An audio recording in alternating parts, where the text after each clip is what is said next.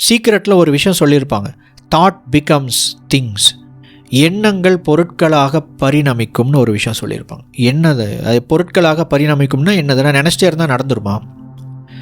இப்போ இந்த இடத்துல எனக்கு ஒரு செங்கலை கையில் இருக்கிறதா நினச்சிக்கிட்டே இருக்கிறேன், செங்கல் வந்துருமா?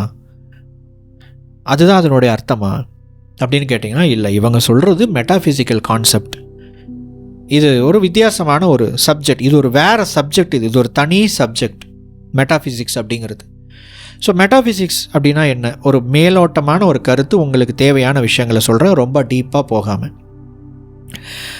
இப்போ நீங்கள் பார்த்துக்கிட்டு இருக்கிற ஒரு முக்கோணம், இதுதான் வந்து ஒரு ரியாலிட்டியை உருவாக்குது.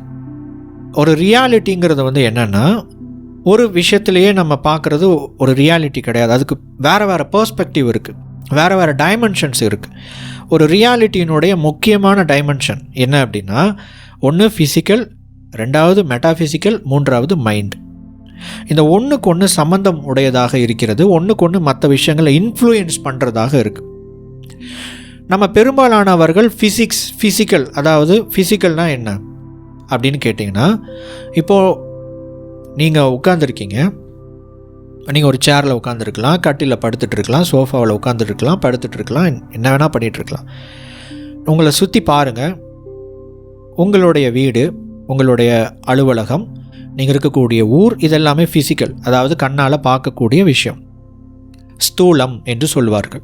கண்ணால் பார்க்க முடிந்த, அனுபவிக்க முடிந்த, இந்த ஐம்புலன்களால் ப்ராசஸ் பண்ண முடிஞ்ச எல்லா விஷயமும் ஃபிசிக்கல் அப்படின்னு சொல்லுவாங்க. இப்போது மெட்டாஃபிசிக்ஸ்னால் என்ன?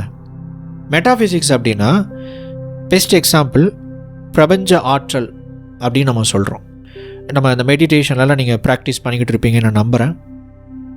அந்த ப்ராக்டிஸ் பண்ணிக்கிட்டு இருக்கும்போது அதை பற்றி நம்ம நிறையா பார்க்குறோம். மெட்டாஃபிசிக்ஸ்னு ஒரு விஷயம் வருது அங்கே. எனர்ஜி, பிரபஞ்ச ஆற்றல், காஸ்மிக் எனர்ஜி. இந்த பிரபஞ்ச ஆற்றல் என்பது என்ன? இது மெட்டாஃபிசிக்ஸ். கண்ணால் பார்க்க முடியாத சூட்சமமான ஒன்று. இது மட்டும்தான் இருக்காதுல்ல சூட்சமத்தில். இது ஒரு தனி உலகம்.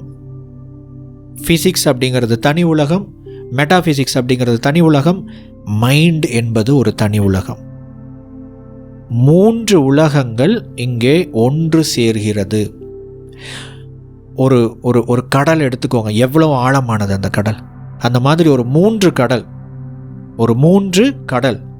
ஒன்று கண்ணால் பார்க்க முடிஞ்சது, கண்ணால் பார்க்க முடியாத இருக்கிற ஒன்று, மூன்றாவது மனம். இந்த 3 விஷயங்களும் ஒன்றுக்கொன்று சேர்ந்து பின்னி பிணைந்திருக்கிறது. ஒன்று இன்னொன்று இன்ஃப்ளூயன்ஸ் பண்ணுது. இதுதான் இந்த கான்செப்ட்.